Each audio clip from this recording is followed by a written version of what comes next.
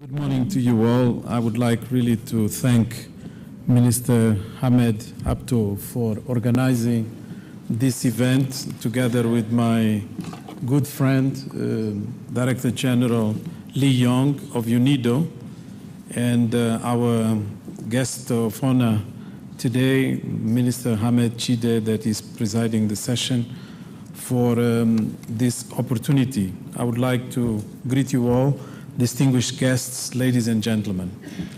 Just about 2 days ago, I was in London for a Financial Times conference on Africa, participating in discussions about industrialization. And the main topic there was, can Africa make things? Can we?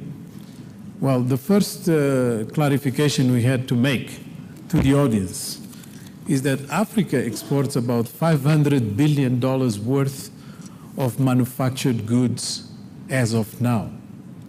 So this is not the perception that people normally have. And if we are going to talk about industrialization as a latecomer, it's just because we want to be in an environment and a context where people understand that this industrialization, measured by the amount of manufacturing value addition in our economy, is not enough and is lower than other parts of the world. That's why we consider ourselves latecomers. It's not because we are not there at all. It's because we are not there enough. That's a big difference. So what is the latecomer's advantage? Normally, the latecomer's advantage is to learn from others' mistakes and to take into account an environment that, of course, is dynamic and changes all the time. We are not going to do industrialization like Manchester did 2 centuries ago. So what is it that we can do today, given that the odds are not in our favor? Trade regimes have never been as complex as they are today. The number of agreements is astounding.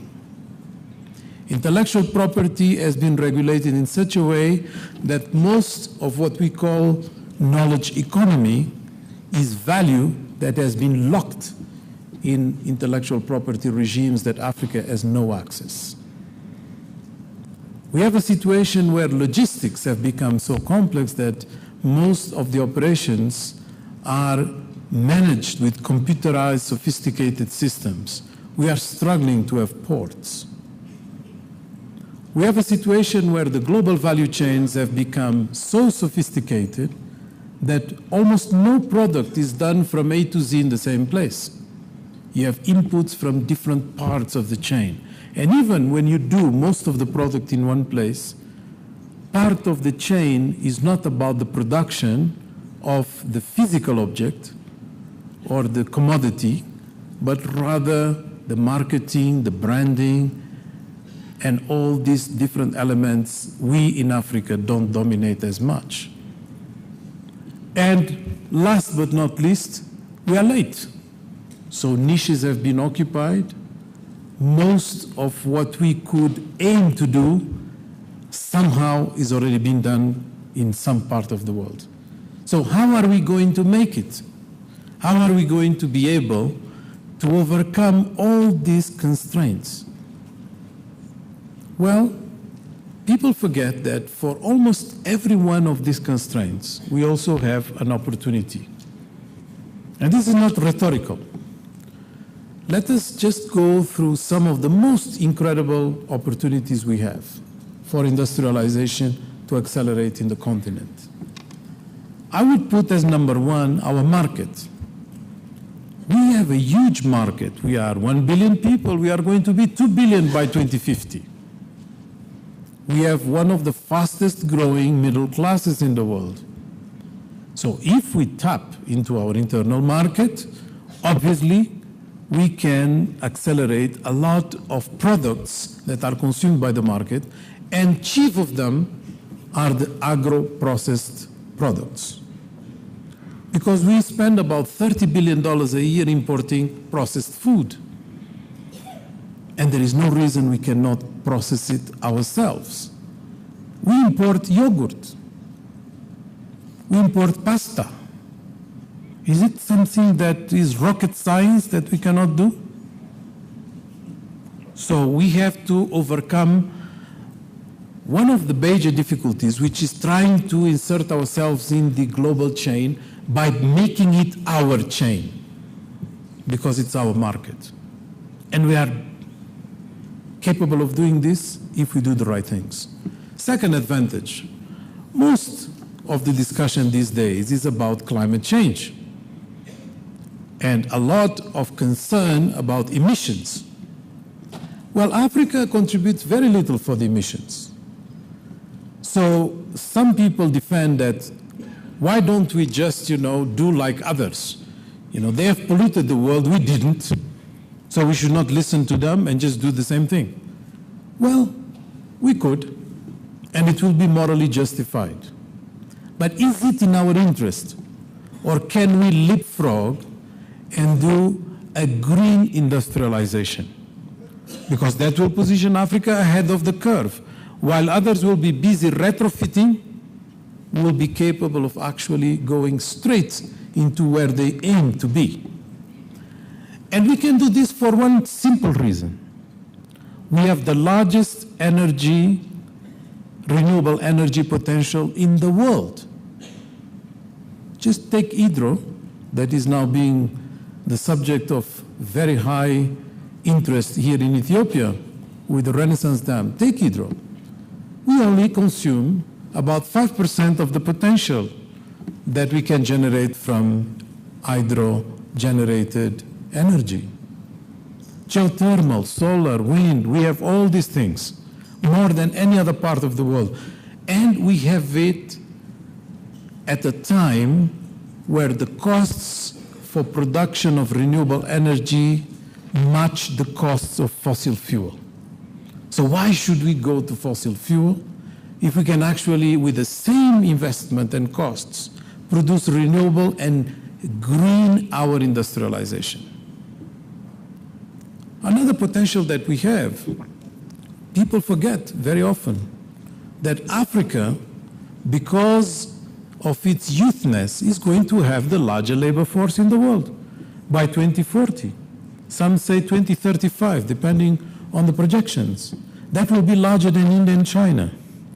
Whether people like it or not, other parts of the world are aging. It's a very difficult discussion for other parts of the world to have.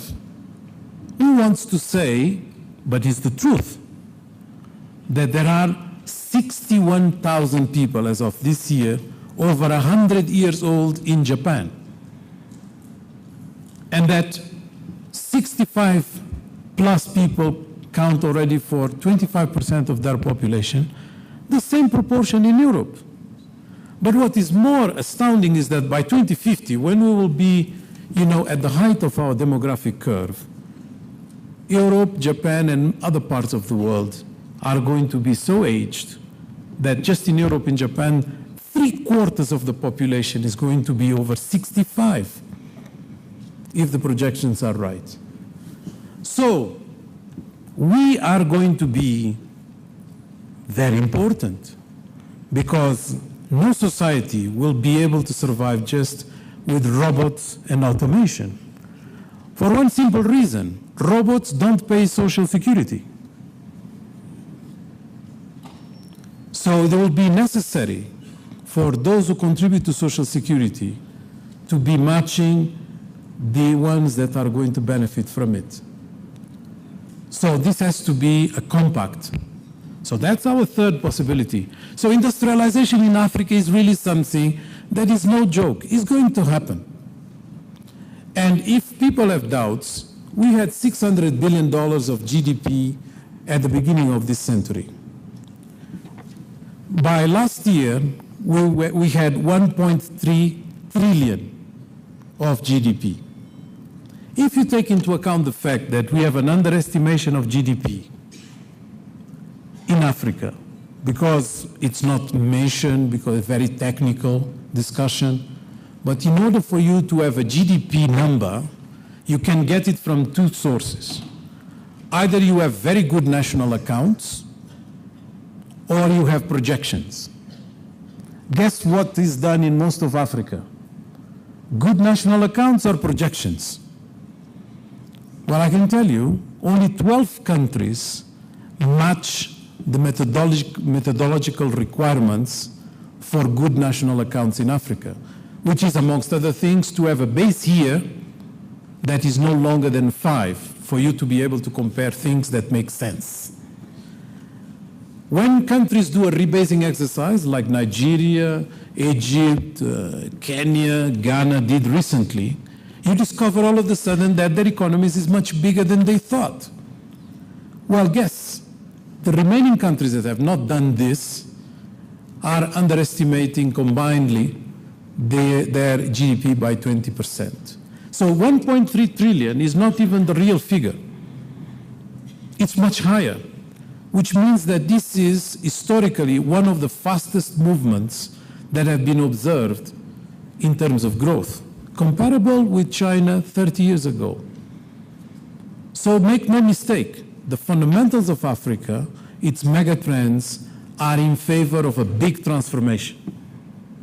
Now, this big transformation is better understood when you look at the news, and most of the news these days is about economies in the world not doing so well, including Africa, but one country being a rising star. And that country is India. Well, it's a very good country for us as a continent to compare because they have slightly more people than Africa.